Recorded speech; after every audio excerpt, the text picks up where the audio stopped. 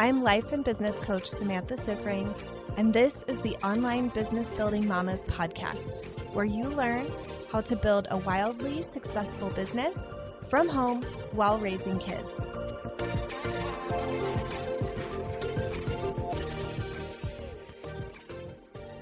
Welcome to another episode of the podcast.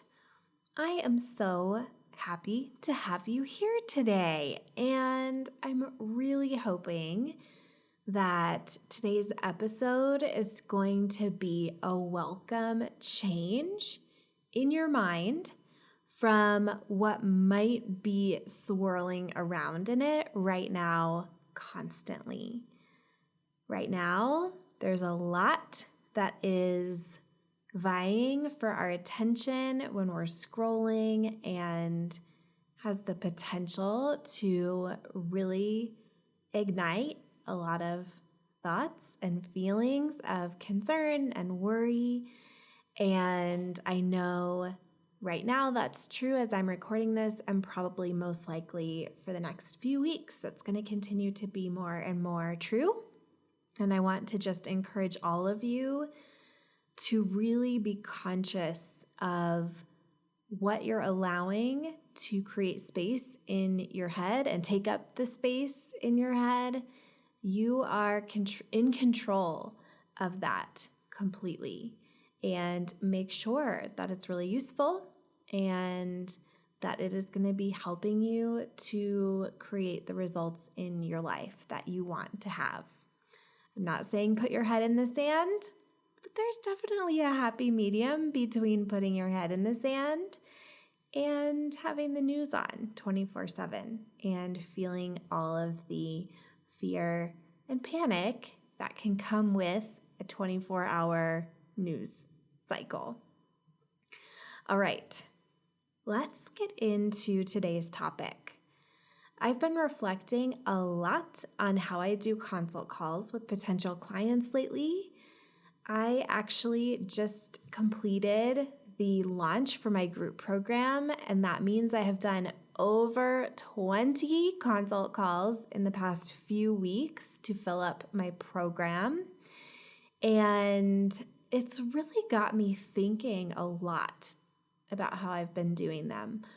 One of the things that I think has really improved my consults so much, particularly in the last few months, I've noticed a huge change, is that I'm not afraid to hear a no anymore at all. I am totally okay with a no. When I was new to my business, I was incredibly afraid to hear no. And I hear the same thing from a lot of you when I talk to you about what's working in your business and what's not working, and when what's not working is what's happening on your sales conversations.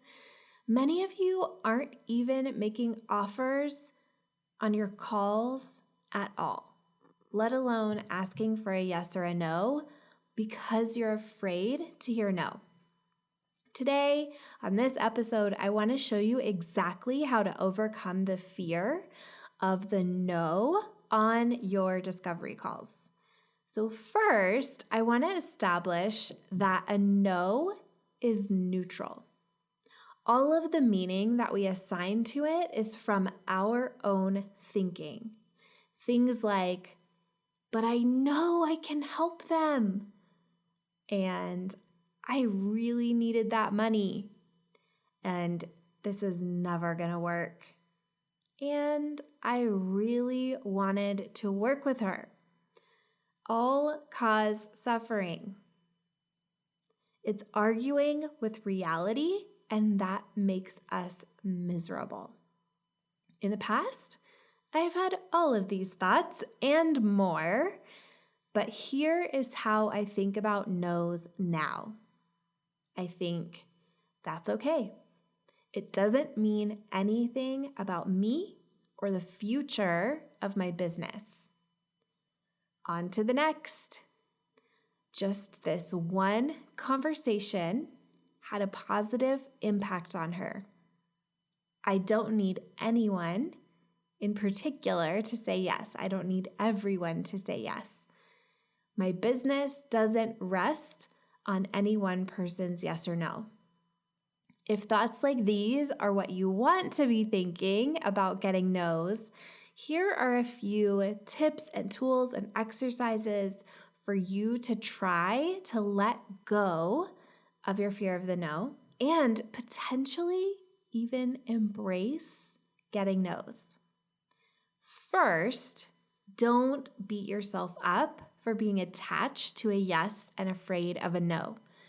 We are biologically wired to belong and be accepted, and rejection doesn't feel good. It's just not something we like in general, and we're also wired to really be triggered by rejection. It could even put us into fight or flight mode because we're so deeply wired to want to be accepted by others. So have compassion for yourself when you've heard no from a potential client and amp up the love and acceptance you give to yourself and the love and acceptance that you receive from others.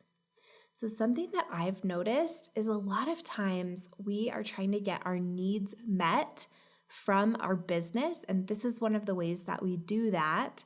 And it's really important that you get your need for acceptance and love and belonging from outside of your business. If you're trying to get it from inside of your business, from signing clients, that is a recipe for disaster. So really look for where you have love and acceptance and belonging in your life and go to work to really feel that. So those feelings actually come from our own thinking.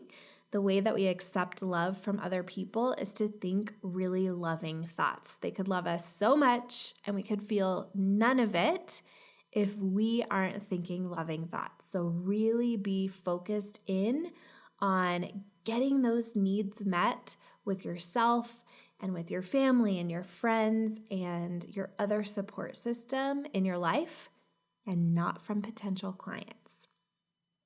Also, you need to believe that more potential clients are coming and that some of them are going to say yes to you. I encourage you to dig deep in your mind and come up with evidence why this is true. Here's some ways to do that and some examples. If you're new, it's logical that if you keep taking action, eventually this is going to work. You can only fail for so long before you finally figure out how to make it work. This thought brought me so much comfort when I was building my business, by the way, so I highly recommend that you adopt this way of thinking that failure is not unlimited. Eventually, you're going to find the end of the possible failures and accidentally succeed. That's what I told myself all the time. If you're more established, you're going to want to remember that clients have always come in the past. So logically, they still will if you keep taking those client creating and consult creating actions. And if you have some questions about how to get consults, I do have a podcast episode specifically about that called How to Book More Discovery Calls or something very similar to that. We can link it up in the show notes for you, but just be sure to check that out if you're having questions about getting consults booked. This frame of mind is really important to allow you to not be attached to this particular person's yes or no. If you believe lots more are coming, then it's totally fine if this one is a no. This was my mindset on all of the calls that I did for my group program. I knew that I had way more applications than I had spots. So actually, I was looking for how I was a no and really finding my best fit clients in my interview calls. So a little bit of a shift, but I really knew more people were coming. And even when I haven't been in this situation with tons of applications, because I know that might not be the case for a lot of you listening. Even when I was maybe on my last consult call that I had booked, I still knew more people are coming. They are out there, and I don't need this person's yes. And it was just such an empowering feeling to really show up without any agenda on the call. Another exercise that helped me to normalize no's is actually something I did back when I was doing door-to-door sales to small businesses in my neighborhood. I had this checklist for 100 no's. It was like a physical checklist with 100 boxes on it. And each time I got a no, I got to check it off my list. This exercise is really helpful for getting into massive action. So many entrepreneurs aren't really taking as much action as they think they are towards the results that they want. They think that they have more no's than they really do. The 100 no exercise is going to show you if that's the case for you. And by the time you've hit 100 no's, you will for sure have some yeses along the way. I know I did. I don't even know if I got to 100 no's before I had tons and tons of yeses. So just know they'll be sprinkled in there as well. But what I loved about having this checklist is I felt like either way was kind of a win for me. Like I got to check off a no, or I got a client, which was amazing. Something I've been doing throughout the entire time I've had my business is this: remembering that I don't need to make money. I know this one's a little crazy. And yes, even now that I'm the sole earner for my family, the most powerful thought in my business is that I don't need to make money right now. I'm always looking for evidence that this is true. Before I was the sole earner, I would remember that we could live on my husband's salary alone and be okay. Yes, a much leaner lifestyle, but we could definitely do it. Now I pay close attention to my financials and how many months I could go without bringing in new clients before my husband or I would need to get a job. The relief I feel from this thought and the inquiry process of why it's true that I don't need to make money allows me to build my business and sell without stress and desperation. This is a huge turnoff to potential clients when they can just feel that we need them and that we need the sale and that we're desperate for it. It can really cloud who we are on the consult and how we show up on the consult. And so I really recommend to you that you look for how this is true for yourself as well. And if it's not true, then I really do encourage you to have another stream of income. I actually had this same conversation with somebody who applied for my group program, and she was really desperate to make money from her coaching business. And she also had another business, a retail products business. And that business had previously brought in more money than it currently was. And I really talked to her about first how to build that income back up, because she already knows how to do it. She's already proven that to herself. It's really about tapping into what worked before and being in that right mindset for making money. And I truly encouraged her to dig into that and really build that up so that she could move forward with her coaching business, not in this desperation mode. There have been other people I've talked to where I've encouraged them to get a part-time job. I know for me at the beginning of my coaching business, I was doing VA work and I was working for another coach. I had all kinds of little side gigs on the side of this business when I was first starting it out to be able to keep funding, investing in it, and not show up in really desperate energy. Finally, I want you to do a quick mental reset before you hop on discovery calls. Ask yourself this: what am I thinking right now? Write out your thoughts and then ask yourself this: what do I choose to think instead? One of my favorite thoughts to have on a consult is I'm picky and choosy about which clients to take.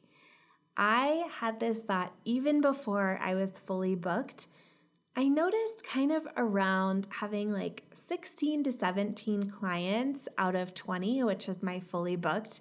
I discovered this thought in my mind and really embraced it. I loved the idea of being picky and choosy about my last 3 to 4 clients before I was fully booked. And it's one that I really enjoy, and it just brings a smile to my face.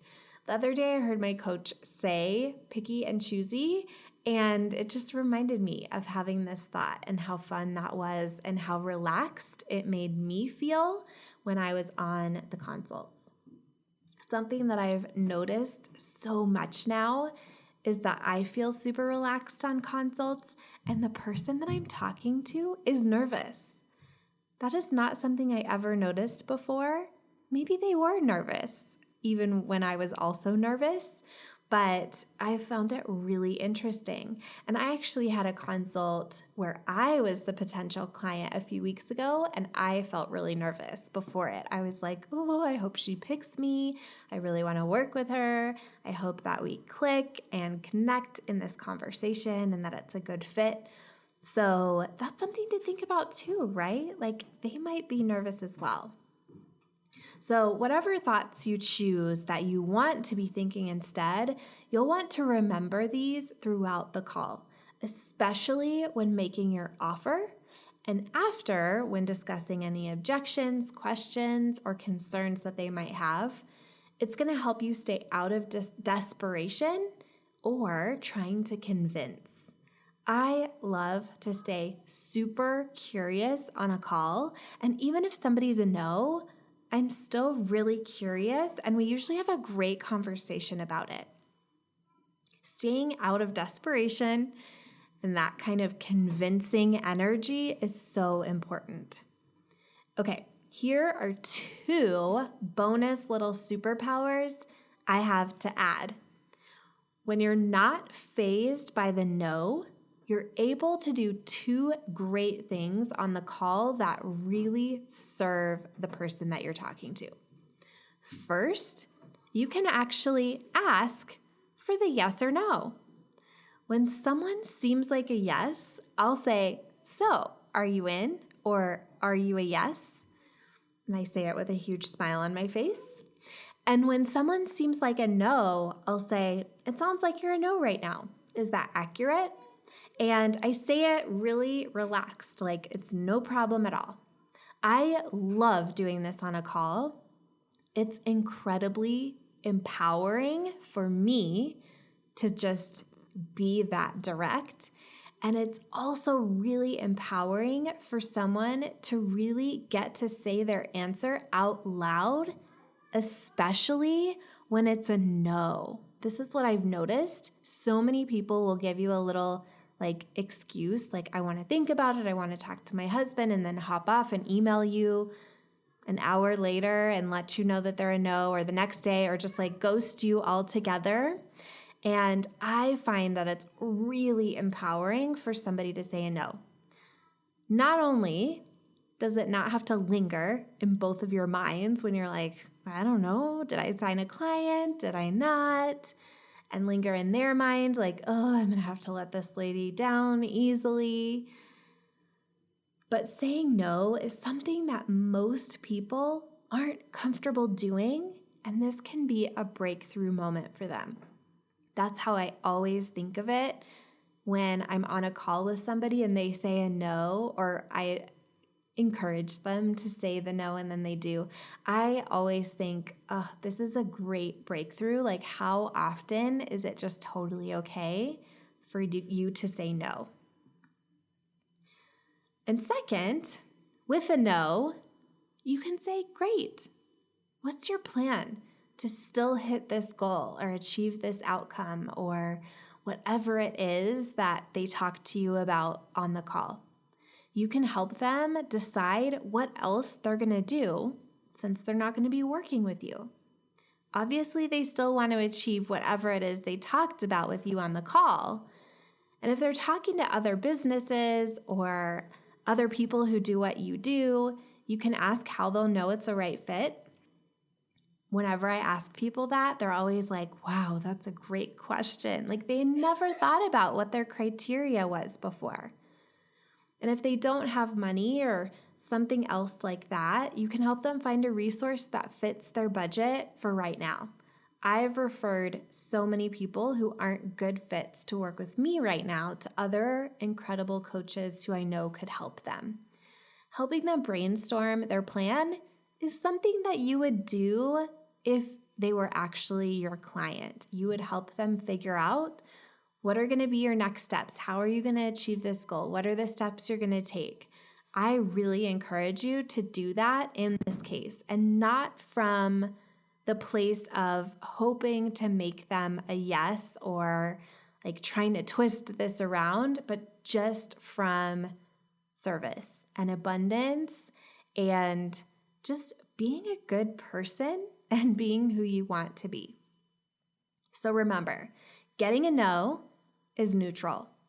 This no doesn't mean anything about you or the future of your business. Your business doesn't rest on any one person's yes or no. Just this one conversation with you will have a positive impact on them, and that is a beautiful thing. The value you have given to them will come back to you. Getting lots of no's is part of running a business, and keep going so you can get to your yeses. If you like this podcast, I want to invite you to coach with me over in my program, Mama to CEO.